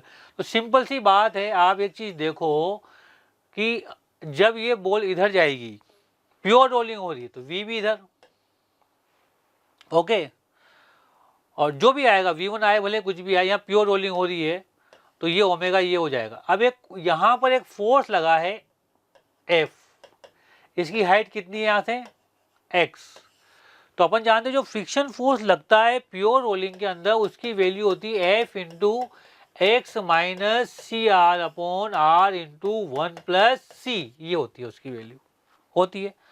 अब आप ध्यान देंगे इसको, तो प्योर रोलिंग है तो फ्रिक्शन मस्ट भी, है ना, 0 हो जाएगा आपका, तो ये कितना होना चाहिए x माइनस सी आर, तो x बराबर कितना होना चाहिए सी आर, तभी जाके आपका फ्रिक्शन 0 हो पाएगा यहाँ पर।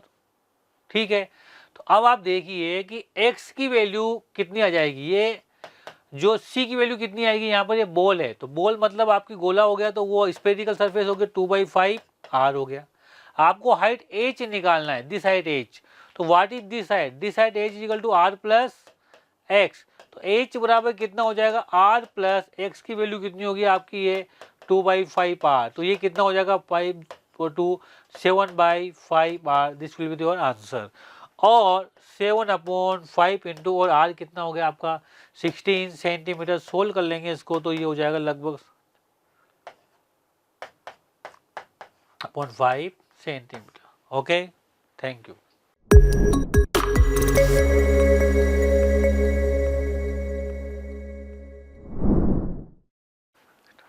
Hello students, a smooth tunnel is dug along the radius of the earth that ends at the center. A ball is released from the surface of the earth along the tunnel. Coefficient of the restitution for the collision between the center of the earth and the ball is 0.5.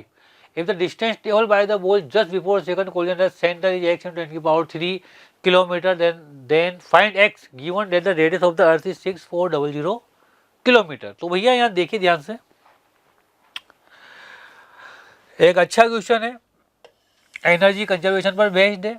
ये अर्थ है, ये अर्थ की tunnel है, ये इसकी radius r मान लेते हैं, तो ये भी यहाँ से यहाँ तक आ रही होगी। एक बॉल को आपने यहाँ से रिलीज किया, स्पीड u है, ये टकराने से पहले इसकी स्पीड यहाँ मान लेते हैं v हो जाती है, कितनी हो जाती है v। तो सबसे पहला काम है हमारा v निकालना, तो सिंपल सा है, एनर्जी कंजर्वेशन लगा देते हैं, हम सब जानते हैं। पोटेंशियल एनर्जी कितनी हो जाएगी -Gm upon r, kinetic energy 0 है। सेंटर पर पोटेंशियल एनर्जी कितनी हो जाएगी -3 आएगा, 3Gmm बाय m माइनस, और ये 2r, ये जानते हैं हम लोग, प्लस हाफ mv²। ठीक है, थोड़ा सोल्व करेंगे इसको, तो v बराबर आ जाएगा आपका √Gm/r, ये आ गया स्पीड। अब सिंपल सी बात है, टकराने के बाद इसकी स्पीड कितनी हो जाएगी, तो अगर बॉल यहाँ आकर टकराई v से, तो ये ऊपर जाएगी v डैश, और v डैश हो जाएगा e into v. By the collision effect. तो ये कितना आ जाएगा आपके पास, तो वी डैश आ जाएगी टकराने के बाद की speed e into v. V कितना हो गया जी एम बाई, हाँ, और ये कितना हो गया 1/2 root g m by r. Done. अब टकराने के बाद वापस मेरे को क्या करना है कि ये बॉल कितना ऊपर गई, तो मान लेते हैं बॉल गई स्मॉल आर ऊपर, कितना गई, और टकराने के बाद की स्पीड कितनी है वी डैश। तो मुझे यहाँ से यहाँ तक एनर्जी कंजप्शन लगाना है। मान लेते पहले ए था, बी था, अब ये सी आ गया, मुझे बी टू सी लगाना है। क्या लगाना है, b to c energy conservation. तो बी टू सी, अब देखना आप ध्यान से, सबसे पहले बी पे लिखूंगा तो अपन जानते हैं potential energy 3/2 g capital M small m by r. Kinetic energy कितनी हो गई हाफ एम वी स्क्वायर। अब ये वी डैश स्क्वायर आएगा तो वी डैश स्क्वायर कितना हो गया 1/4 G capital M by r is equal to, जब बॉल सी पे पहुंच जाएगी तो काइनेटिक एनर्जी तो जीरो हो जाएगी, लेकिन potential energy minus G capital M small m upon 2r cube 3r square minus r square, ये हो जाता है पोटेंशियल वहाँ का। ओके, अब थोड़ा सोल्व करते हैं। देखो g m m m g m g m g m में चला गया, ठीक है बच्चों, ये आर ये कट जाएगा तो आर स्क्वायर आ जाएगा, है ना, 2 भी कट जाएगा, 2 भी कट जाएगा, 2 भी, तो यहाँ कितना बचा -3। ओके, यहाँ कितना बचा +1/4, इधर कितना आया -1/r स्क्वायर, अंदर कितना आया 3r square minus r square. Solve करते हैं, ये कितना हो जाएगा 12 और ये हो जाएगा minus,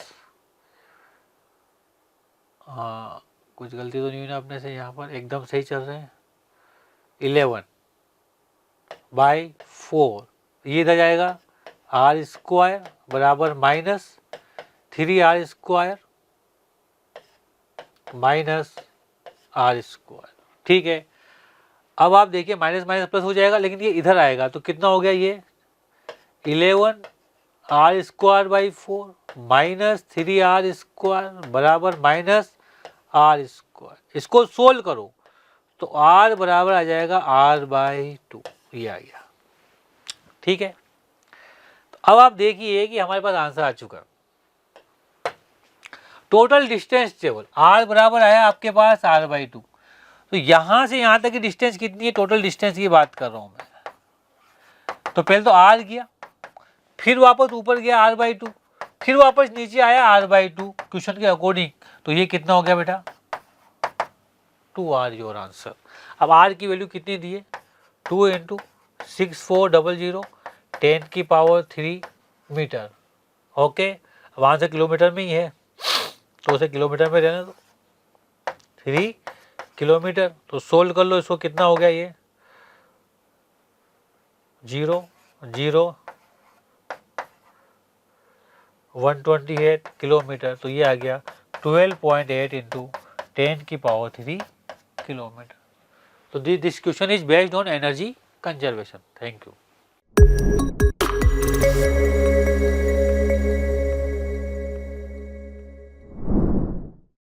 hello students, a person rolls a small ball, ball small है मतलब रेडियस कम होगी उसकी, with speed u along the floor from a point A, then the required speed u that the ball return to A, वापस A पे आए, मतलब ये पॉइंट ए है, वापस बॉल को यहाँ आना है। After rolling on the circular surface in the vertical plane from B to C and becoming a projectile at C, C से प्रोजेक्टाइल मोशन होते हुए ए पर आएगी, is √xgr then find the 10x value. अब आप देखिए इस question को, कोई जब ये बॉल यहाँ आएगी तो ऑब्वियसली स्पीड यहाँ तो u ही रहेगी, लेकिन यहाँ स्पीड कितनी हो जाएगी v हो जाएगी, बस ये। अब ये v से वापस इसको यहाँ आना है, इसका क्या मतलब हुआ कि जितने टाइम में इधर नीचे गिरेगी उतने टाइम में यहाँ से यहाँ तक आएगी, तो गिरने का टाइम आ गया t बराबर √2 × 2r/g, यानी कि ये हो गया √4r/g। अब इधर जाने का टाइम कितना हो गया, डिस्टेंस कितना 3r into we into T, तो कितना हो गया आपका 3r is equal to v into t, कितना हो गया आपका रूट 4r बाय जी। तो यहाँ से v की वैल्यू आ गई, v कितना हो गया 3r root g by root 4r, this will be the v। Now the energy conservation from B to C लगा दो बस। अब जैसे अपन ये लगाएंगे energy conservation B to C, तो क्या लगेगा, हाफ एम यू स्क्वायर बराबर half m v square plus m g into 2r। तो ये कितना हो गया, हाफ एम यू स्क्वायर बराबर हाफ एम वी स्क्वायर कितना हो गया, देखो आप यहाँ पर 9r स्क्वायर जी, थोड़ा सा सतर्कता बरतनी है यहाँ पर, 4r plus m g 2r। Okay, m चला गया, 2 से पूरी इक्वेशन को मल्टीप्लाई कर दो, तो यू स्क्वायर बराबर आर से आर गया, ऊपर आ गया 9r g by 4 plus 4r g. Solve करेंगे तो यू विल गेट यू बराबर under of 25r g by 4। This is the answer. Okay, अब उसने कहा है कि यू को किसके बराबर कर दो, आप इसके बराबर कर दो, तो root x g r that is equal to under of 25r g by 4। R g से आर जी गया, तो x का मान कितना आ गया, x इक्वल टू रूट 20/4। ठीक है, तो अब आपका देखो कितना आ जाएगा यहाँ पर, जो x आएगा वो आ जाएगा आपका, ये सॉरी रूट नहीं आएगा यहाँ पर, स्क्वायर कर देना आपने, ये रूट नहीं आएगा, तो आपका x आ जाएगा 25/4 यानी कि 6.25। ये आपके पास x की वैल्यू, उसने 10x की वैल्यू पूछी है, तो 10x से मल्टीप्लाई कर दो इसको आप, तो 10x कितना हो जाएगा आपका 62.5 is the answer. Okay, thank you.